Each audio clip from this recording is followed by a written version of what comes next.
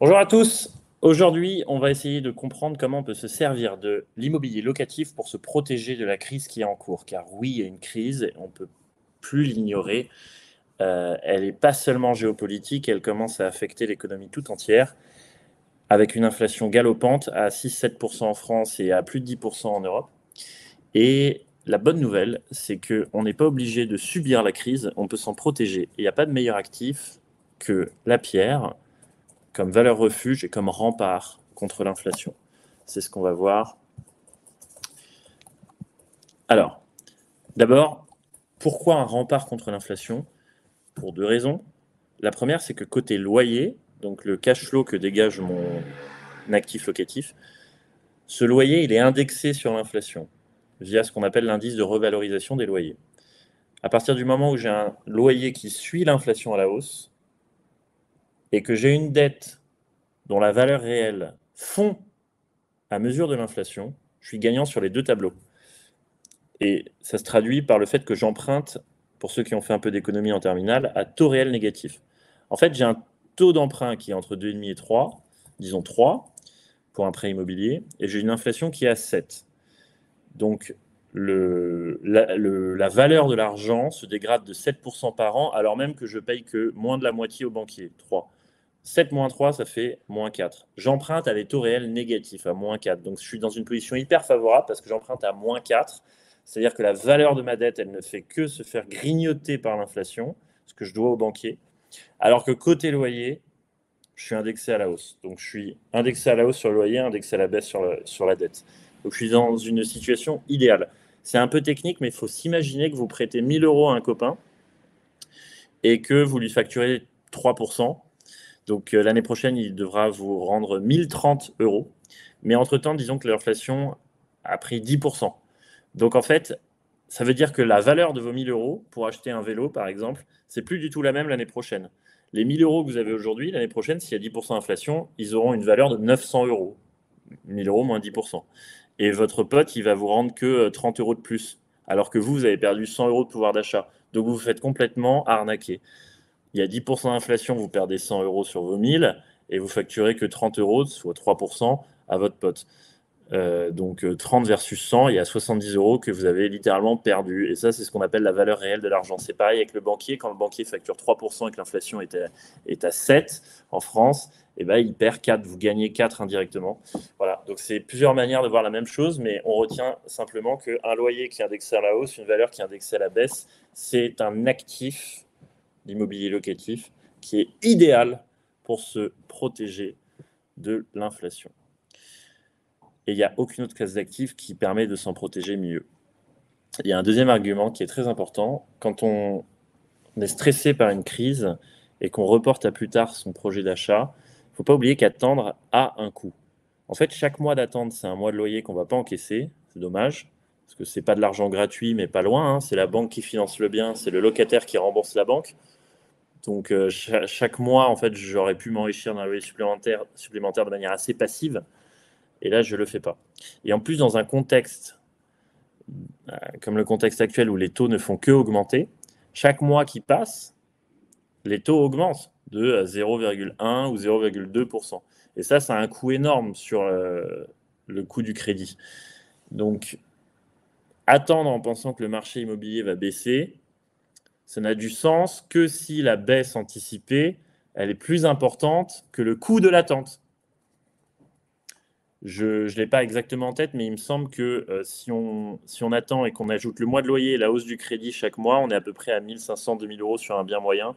Donc, il faudrait que l'immobilier baisse d'autant pour justifier l'attente. On dit que une hausse de 2% de taux d'intérêt, ça équivaut à 25% de hausse du coût du crédit, hein, hors loyer perdu. Et donc, il faudrait que le marché immobilier baisse de 25% pour justifier une attente pendant lesquelles les taux d'intérêt vont augmenter de 2 points.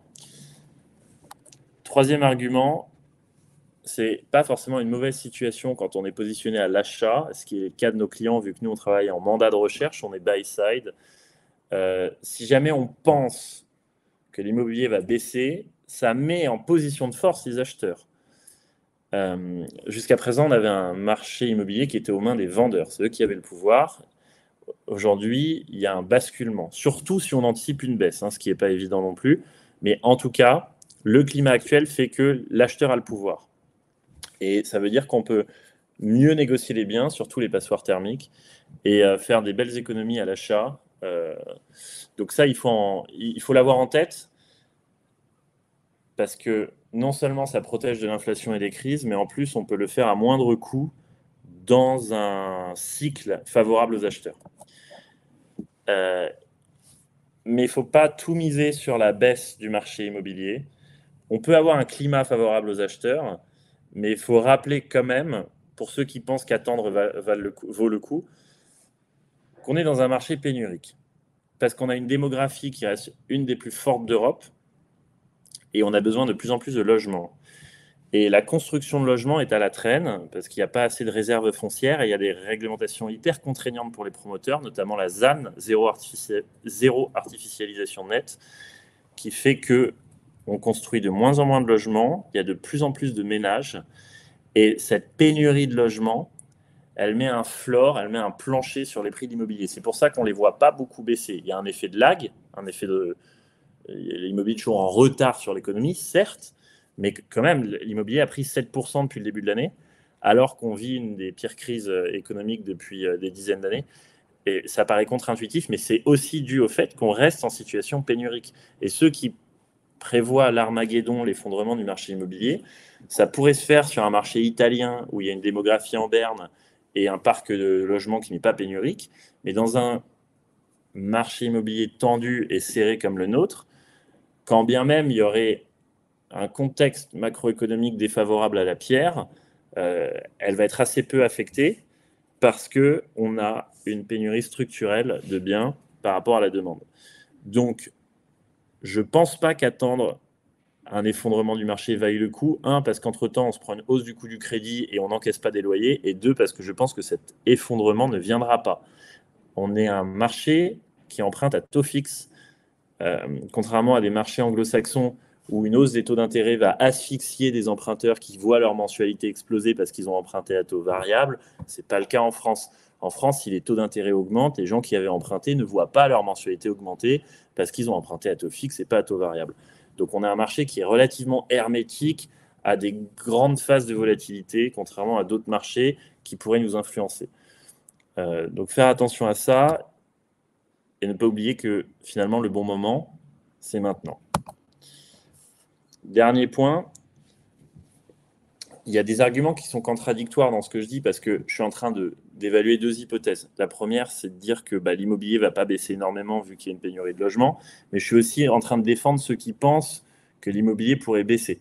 Et en défendant ces gens qui pensent qu'il y aura une baisse du marché de la pierre, on retiendra quand même que ça donne le pouvoir aux acheteurs, on l'a dit, mais surtout, des prix qui baissent avec des loyers indexés sur l'inflation, ça fait des rentas qui augmentent. Et ça génère une force de rappel hyper importante pour ramener les investisseurs sur le marché et rééquilibrer les prix.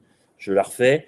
Si vous pensez que l'immobilier va baisser, ce qui n'est pas mon hypothèse, ou en tout cas pas de manière significative, mais si vous pensez que l'immobilier va s'effondrer, ça veut dire des prix qui baissent, des loyers qui ne baissent pas, parce qu'ils sont plutôt indexés à la hausse sur l'inflation. Et donc, une rentabilité, c'est la division du loyer par le prix. Si le loyer monte et que le prix baisse, c'est-à-dire que la rentabilité globale, elle augmente.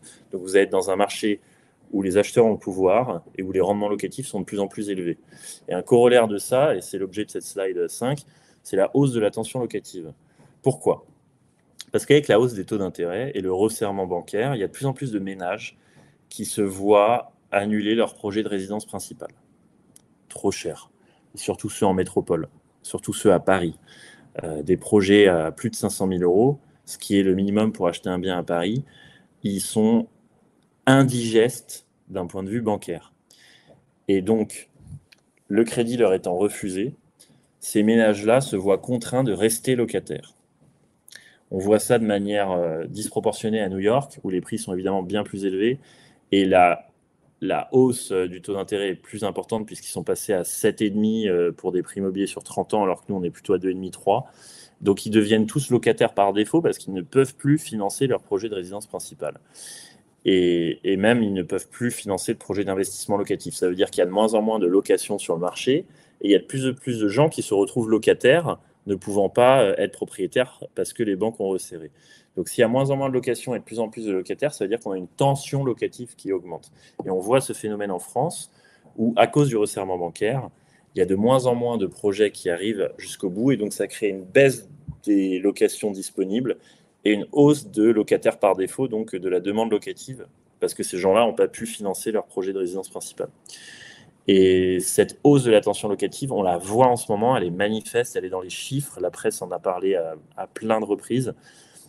Donc, il faut rappeler qu'on reste même dans cette phase de crise et cette phase baissière, dans un contexte qui est favorable aux acheteurs et aux investisseurs. Un, parce que leur pouvoir leur revient. Deux, parce que si on a des prix qui baissent et des loyers qui ne baissent pas, voire qui augmentent, ça veut dire des rendements locatifs en hausse. Et trois, parce que la tension locative est aussi en hausse, puisqu'on a des locations à la baisse et des locataires à la hausse. Donc on est dans un contexte qui est de plus en plus idéal pour l'investisseur. Et tout ça dans un régime macroéconomique hyper inflationniste, où le seul moyen de se protéger de cette hausse des prix, c'est la pierre. Parce qu'elle éponge l'inflation à la hausse via le loyer et elle déflate la dette côté emprunt. Voilà pour les arguments qui font que je pense, et oui, on est biaisé, mais je pense que c'est le bon moment pour investir. Et si jamais vous voulez investir, vu les contraintes bancaires et vu le stress actuel, le mieux, c'est de commencer petit pour commencer à exploiter sa capacité d'emprunt sur des petits produits. Donc, au lieu de partir sur une grosse coloc en Île-de-France ou un immeuble de rapport à Marseille, on va commencer petit, on va faire du petit studio au Havre, à Toulon, à Toulouse, à Bordeaux, à Lyon, etc. Et on va essayer de viser du 150 000 euros. C'est parfait pour la plupart des gens, quitte à multiplier les projets si vous avez encore de la capacité d'emprunt. Mais vraiment, small is beautiful, c'est le mot d'ordre pour 2023. Vous n'aurez aucun mal à trouver un locataire vu que la tension locative a explosé. CF, ce que j'ai dit avant. Voilà, small is beautiful. Je vous laisse sur ces belles paroles et on se retrouve bientôt pour apprendre à naviguer par temps de tempête. Salut à tous.